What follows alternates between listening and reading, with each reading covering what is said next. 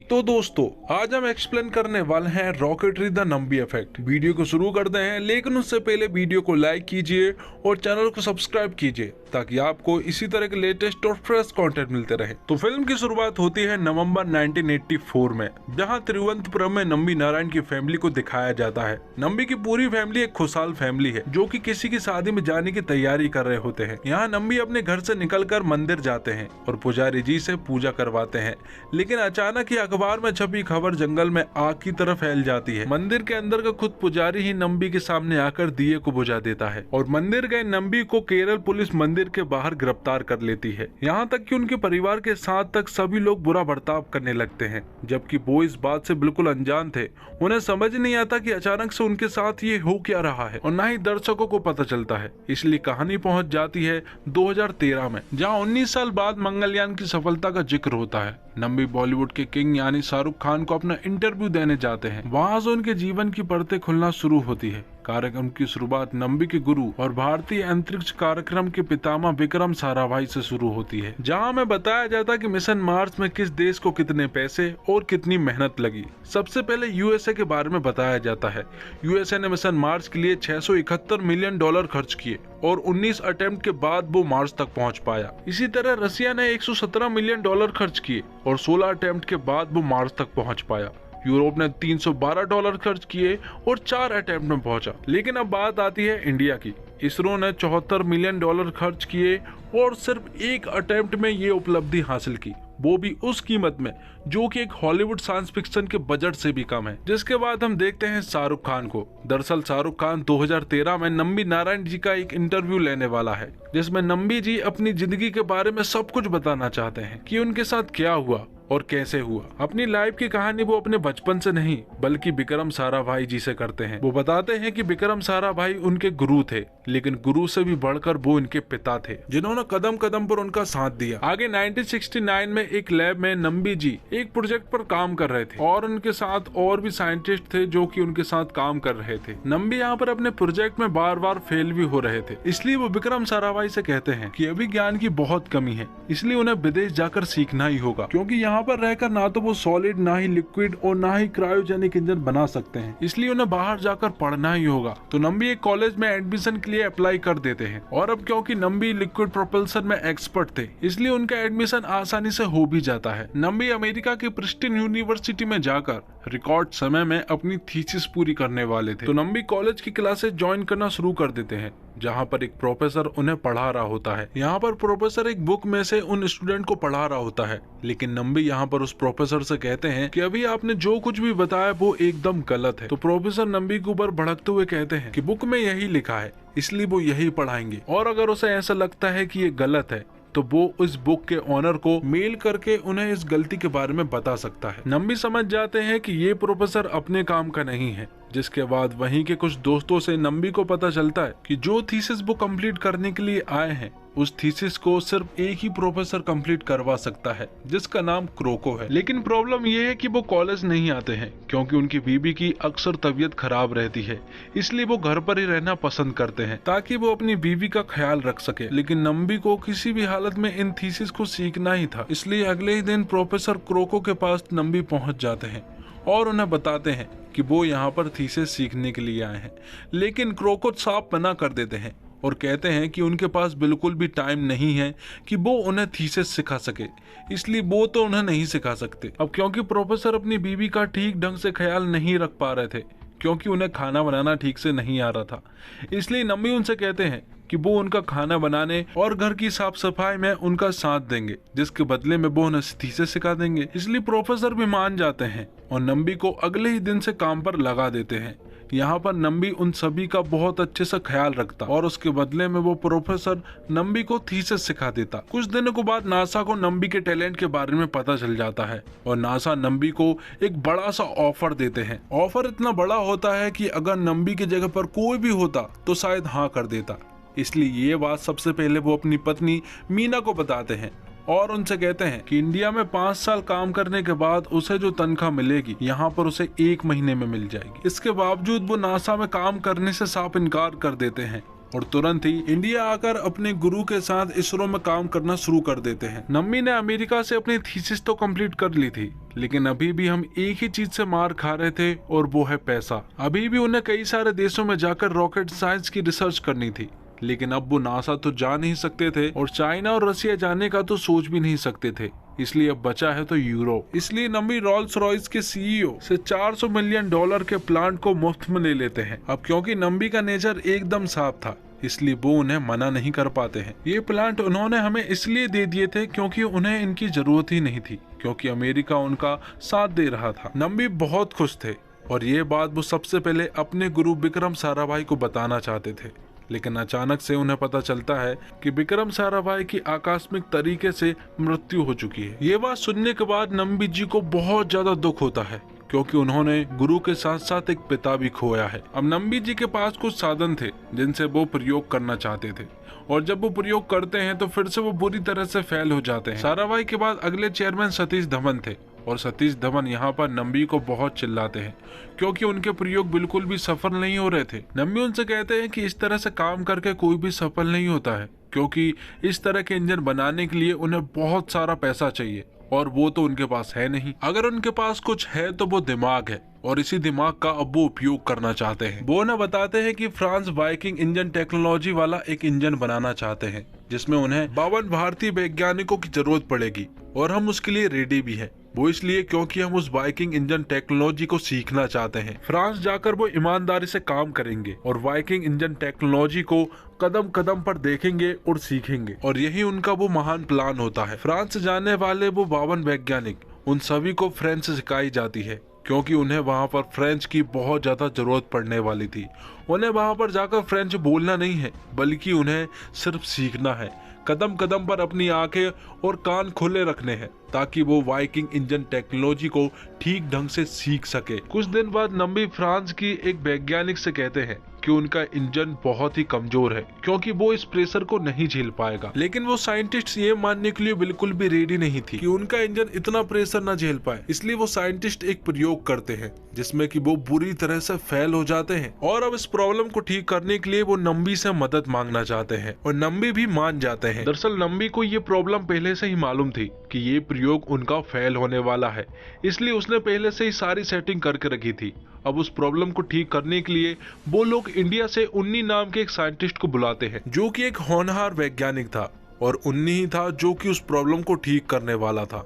इसलिए 15 दिन के बाद जब उन्नी को बुलाया जाता तो वो अपने काम में लग जाता। एक तरफ तो उन्नी अपना काम ईमानदारी से कर रहा था, वहीं दूसरी तरफ नम्बी के पास एक कॉल आता है जिसमें वो उन्हें बताते हैं कि उन्नी के एक लौते बेटे की मृत्यु हो चुकी है। इसलिए उन्नी के परिवार वाले ये चाहते हैं कि उन्नी तुरंत ही भारत आ जाए और अपने बेटे का अंतिम संस्कार करे। तब नम्बी उनसे कहते हैं कि वो उनके दर्द को समझ सकता है, लेकिन उन्नी वहां नहीं पहुंच सकता। जो होना था वो तो हो गया, लेकिन अब जो बचा है उसे कंप्लीट करना है।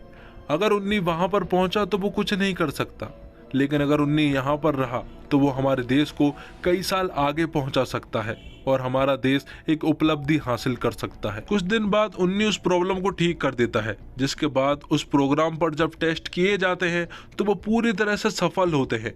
सभी लोग खुशी मना रहे होते हैं। वहीं दूसरी तरफ उन्नी को किसी दोस्त के द्वारा पता चल जाता है कि उसके बेटे की मृत्यु हो चुकी है।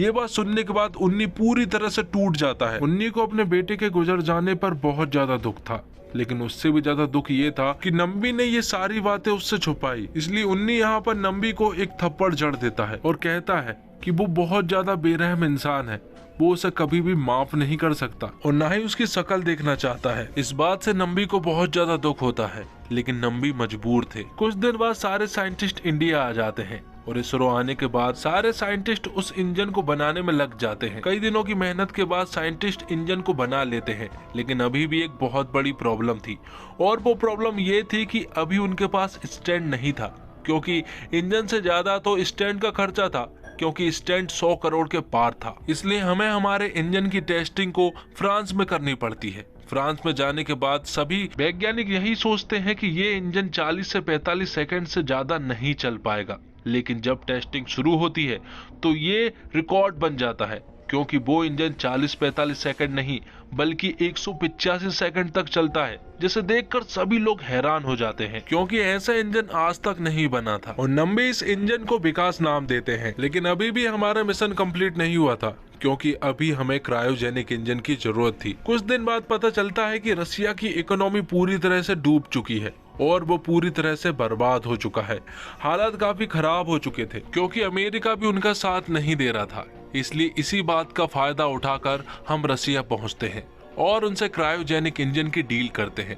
वो हमें 4 क्रायोजेनिक इंजन कम प्राइस में देने के लिए राजी हो जाते हैं। लेकिन प्रॉब्लम ये है कि वो खुद इन क्रायोजेनिक इंजन को एक्सपोर्ट नहीं कर सकते क्योंकि अमेरिका उन पर नजर गड़ाए हुआ था। तब नम्मी एक प्लान बनाते हैं। वो कहते हैं कि हम इंजनों को सबसे पहले पाकिस्तान लेकर जाएंगे, जिसके बाद इंडिया, ताकि अमेरिका को हम पर शक ना हो। तब सभी लोग इस बात से एग्री करते हैं। जिसके बाद इंजनों की पैकिंग चल रही होती है, तभी अचानक से वहां पर एक रशियन साइंटिस्ट आती है और वो उनसे कहती है कि हमारे काम के बारे में अमेरिका को पता चल चुका है और वो किसी भी हालत में हम तक जरूर पहुंचेंगे, इसलिए हमें जल्द से जल्द यहाँ से निकलना ही होगा। लेकिन अभी तक इंजन के 3 पार्ट्स ही पैक हुए थे, एक इंजन बाकी था। यहाँ पर वह साइंटिस्ट कहती है कि हम एक इंजन को किसी भी हालत में आप तक पहुंचाने का वादा करते हैं और इतना कहकर वो सारे इंजन को लेकर वहां से चले जाते हैं। यहाँ पर अमेरिका के नाक के नीचे हम उन सारे इंजन को लेकर आ जाते हैं सिवाय एक को छोड़कर। और फिर कुछ दिनों के बाद जब सभी इंडिया पहुंच जाते हैं और जैसे ही नम्मी नारायण इंडिया आते हैं तो उनके ऊपर रॉकेट साइंस तकनीक बेचने के झूठे आरोप में उन्हें गिरफ्तार कर लिया जाता है, जो कि हमने फिल्म की शुरुआत में देख चुके हैं। इस बात का पब्लिक पर बहुत बुरा असर पड़ता है और वो उन्हें गद्दार कहने लगते हैं, यहाँ तक कि उनके घर वालों को तक परेशान करने लगते हैं। दरअसल नम्मी के ऊपर ये आरोप थे कि उन्होंने अपनी सारी तकनीकों को पाकिस्तान को बेच दिया है और किसी मारियम नाम की लड़की के साथ गलत संबंध बनाकर उन्होंने पाकिस्तान से डील बनाई। ये सारी बातें सच है या फिर झूठ, ये सारी बातें हमें आगे पता चल ही जाएंगी। कुछ ऑफिसर नम्बी नारायण को बुरी तरह से मारते हैं और उनसे उगलवाने की कोशिश करते हैं कि उन्होंने ये सारे गुनाह किए हैं, लेकिन नम्बी इन सारी बातों को मानने से साफ इनकार कर देते हैं। दरअसल वो ऑफिसर चाहते थे कि किसी तरह से नम्बी उनकी बोली गई बातों को एक बार रिपीट करते, जो कि रिकॉर्डर में रिकॉर्ड हो जाता, लेकिन नम्बी उन बातों को रिपीट करने से साफ मना कर देते हैं और उनसे कहते हैं कि वो अपने देश के साथ कभी भी गद्दारी नहीं कर सकते। कुछ दिनों के बाद एक सीबीआई ऑफिसर नम्बी के पास आते हैं और उनसे कुछ सवाल पूछते हैं। नम्बी उन्हें बताते हैं कि वो किसी भी मारियम नाम की लड़की को नहीं जानते हैं और ना ही कभी उसने उनसे मुलाकात की है। नम्बी के ऊपर एक और आरोप है कि उसने इसरो की टेक्नोलॉजी को पाकिस्तान को बेच दिया। तो नम्बी उस सीबीआई ऑफिसर को बताते हैं कि जो टेक्नोलॉजी इसरो के ही पास नहीं है, वो टेक्नोलॉजी वो पाकिस्तान को कैसे बेच सकता है। और जिस डिजाइन की वो बात कर रहे हैं कि जो उसने बेचे, वो डिजाइन किसी भी बुक स्टोर पर 200 रुपए में मिल सकती है। उस डिजाइन से कोई भी रॉकेट इंजन नहीं बना सकता। वो कहता है कि उसके ऊपर आरोप है कि 24 तारीख को वो मद्रास में किसी होटल में किसी 2 लड़कियों के साथ था, लेकिन वो उन्हें बताता है कि 23 जनवरी को वो अपने एक फ्रेंड के फ्यूनरल पर था और 25 तारीख को वो अपनी ग्रैंड डॉटर के बर्थडे पर था। और वहीं आप बात कर रहे हैं 24 तारीख की, तो 24 तारीख को मद्रास में नहीं बल्कि त्रिवेंद्रम में था, इसरो में। थोड़े दिन बाद नम्बी को बेल मिल जाती है, लेकिन केस अभी भी जारी था।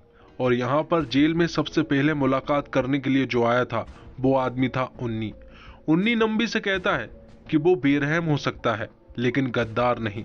ये बात वो कभी नहीं मान सकता। अब नम्बी अपने घर पर आ जाता है जहाँ पर उसकी वाइफ मीना का बहुत बुरा हाल था, क्योंकि वो इस तरह से अपने पति को और अपने परिवार को नहीं देख सकती थी, इसलिए वो डिप्रेशन में जा चुकी थी। लेकिन पब्लिक ने उन्हें गद्दार मान लिया था और उनके ऊपर गद्दारी का टैग भी लग चुका था, इसलिए हर कभी उनके घर पर पत्थर चलाए जाते और उनके पुतले जलाए जाते। हर जगह पर उनका विरोध किया जाता, जिससे मीना की तबीयत और भी ज्यादा बिगड़ने लगी। और एक दिन तो हद ही हो जाती है, जब नम्बी और मीना हॉस्पिटल से वापस लौट रहे थे तो वो एक ऑटो को हाथ देते हैं। ऑटो वाला रुक भी जाता है, उन्हें वो बिठाल भी लेता है, लेकिन अचानक से वो ऑटो वाला उन दोनों को ऑटो से नीचे फेंक देता है। ये पल उनके लिए सबसे दर्दनाक पल था और देखने वाले के लिए भी। कुछ दिनों के बाद नम्बी फिर से इसरो ज्वाइन कर लेते हैं, लेकिन हालात अब पहले जैसे नहीं थे, क्योंकि कई सारे साइंटिस्ट इसरो छोड़ चुके थे। यहाँ पर अरुण राम सबसे कहता है कि वो अपने रॉकेट को मार्स तक भेज सकते हैं। वो उन सबको बताता है कि वो क्रायोजेनिक इंजन का यूज ही नहीं करेंगे, उन्होंने जो विकास इंजन बनाया है वो 185 सेकंड तक चल सकता है। अगर वो और भी ज्यादा बढ़ जाए तो उन्हें क्रायोजेनिक इंजन की जरूरत ही नहीं पड़ेगी। इस तरह सालों की लगन और सालों की मेहनत के बाद 19 साल के बाद मंगलयान पर पहुंचने का हमारा ये मिशन पूरा हुआ और अरुण राम को इस मिशन का प्रोजेक्ट डायरेक्टर बनाया गया था। कुछ दिन बाद एक शादी के समारोह में नंबी की पूरी फैमिली जाती है, लेकिन यहाँ पर जो लोग होते हैं वो ठीक ढंग से उन्हें देख तो क्या बात भी नहीं कर रहे थे। लेकिन नंबी को इन बातों से कोई भी फर्क नहीं पड़ता। वो इस शादी को एंजॉय करने का सोचते हैं। लेकिन थोड़ी ही देर के बाद नंबी के पास एक कॉल आता है और वो उन्हें बताता है कि वो इस केस को जीत चुके हैं। और जब ये बात नंबी और मीना सुनते हैं तो उनकी आंखों में आंसू थे, क्योंकि सालों बाद उन्हें इंसाफ मिला था और अब उनके ऊपर से गद्दारी वाला टैग भी मिट चुका था। प्रेजेंट में हमें बताया जाता कि नंबी नारायण इस केस को जीत चुके थे और उनकी भरपाई के लिए 1 करोड़ रुपए उन्हें दिए जाने वाले थे, लेकिन अभी तक उन्हें सिर्फ 10 लाख रुपए ही मिले थे। शाहरुख खान उनसे कहता है कि इस देश ने जाने अनजाने में आपके साथ बहुत बुरा किया है, इसलिए पूरी देश की तरफ से वो आपसे माफी मांगना चाहता है। नंबी नारायण जी शाहरुख खान से कहते हैं कि आप मुझसे माफी मत मांगिए, क्योंकि मैं आपको माफ नहीं करने वाला, क्योंकि अगर मैंने आपको माफ कर दिया तो ऐसा लगेगा कि कुछ हुआ ही नहीं था, जबकि बहुत कुछ हुआ है, इसलिए मैं आपको माफ नहीं कर सकता। अगर मैं निर्दोष हूँ तो कोई ना कोई तो दोषी जरूर होगा, और वो कौन है? इन सारे सवालों का जवाब जानना जरूरी है, क्योंकि कोई भी देश महान नहीं रह सकता जब तक उसे महान बनाने वाले लोगों की कदर ना हो। आखिर में नंबी नारायण जी को पद्म भूषण से सम्मानित किया जाता है और 2019 में उन्हें सारे पैसे मिल जाते हैं। तो दोस्तों, अक्सर देशभक्ति या देश प्रेम की बात आते ही हमें अक्सर पुलिस वाले या देश की सरहद पर लड़ने वाले सैनिकों की कहानी ही पर्दे पर दिखाई जाती है। लेकिन इस फिल्म के साथ आपको ये भी एहसास होगा कि देश प्रेम दिखाने के लिए आपको सिर्फ सरहद पर रहने की जरूरत नहीं है। अपने काम को इतनी ईमानदारी से करते हुए अपने देश के लिए काम करने वाले व्यक्ति भी उतना ही बड़ा देशभक्त है।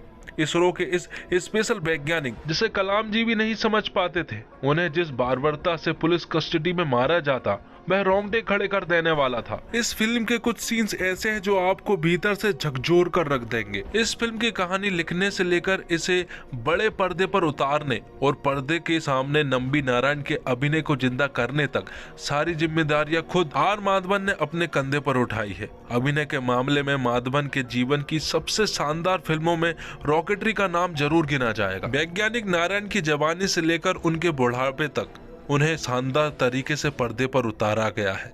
सिर्फ माधवन ही नहीं, उनके साथ पर्दे पर नजर आ रहे सभी कलाकार किरदार बनकर नजर आए हैं। एक तरफ जहां आप माधवन को प्यार करेंगे, वहीं एक सीन में उनके काम के प्रति पागलपन पर आपको नफरत भी होगी। सिनेमा को यूं ही नहीं समाज का आईना कहा जाता है। कुछ फिल्में ऐसी आती है कि वो आपको अंदर से झकझोर कर रख देती है। ऐसी फिल्मों का कहीं ना कहीं आपकी जिंदगी में उसका प्रभाव रह ही जाता है। ये बात मगर film rocketry the Nambi effect को लेकर कही जाए तो बिल्कुल भी गलत नहीं होगा। आर माधवन एक ऐसी फिल्म लेकर आए हैं जो हमें रोककर सोचने को मजबूर कर देती है। रॉकेटरी द नंबी इफेक्ट को देखना उन पलों को बार बार जीने जैसा है जिसका मेरे जीवन में लंबे समय से इंतजार था। एक ऐसा महान वैज्ञानिक जिसने रॉकेट साइंस की दुनिया में भारत को ऊंचा उठाने के लिए अपना सब कुछ दांव पर लगा दिया। इसके बदले में उन पर देश से गद्दारी करने का ठप्पा लगा दिया जाता है। आर माधवन ने इस कहानी को पर्दे पर जीवंत करने की कोशिश की है जो शायद आपके रोंगटे खड़े कर देगा। तो दोस्तों, मैं ये चाहता हूं कि आप ये फिल्म थिएटर में जाकर देखें।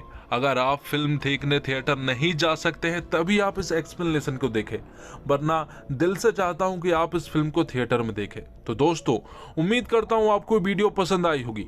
वीडियो पसंद आई हो तो वीडियो को लाइक जरूर कीजिएगा और चैनल को भी सब्सक्राइब कीजिएगा और साथ ही अपने दोस्तों तक शेयर भी कीजिएगा। मिलते हैं अगली एक और धमाकेदार वीडियो के साथ, तब तक